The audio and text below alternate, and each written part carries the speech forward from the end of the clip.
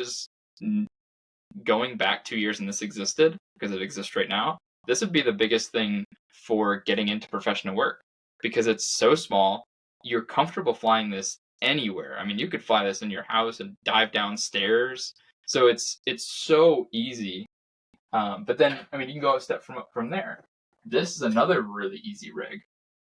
So if you want to take a step up from GoPro, this is just a 3.5 inch, which is usually used for carrying a GoPro. This camera just came out. It's the Blackmagic 4K G2, which is a Blackmagic 4K in that tiny little platform, which is ridiculous. This is a raw camera. You can film raw video on this. You can change your ISO in post. You can change your white balance in post.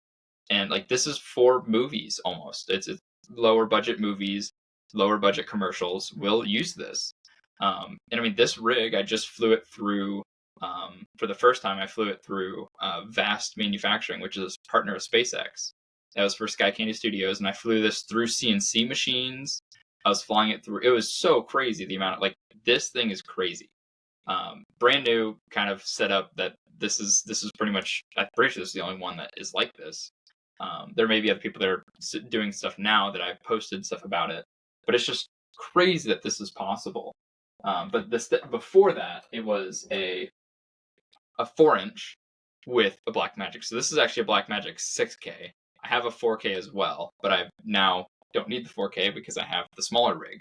Right. 6K is still quite a bit bigger, but they were about the same size. So the 4K is the same size as this, just with a 4K sensor instead. And so this was still a fantastic option, a 4-inch drone. I could fly this through my legs. I could fly it around people.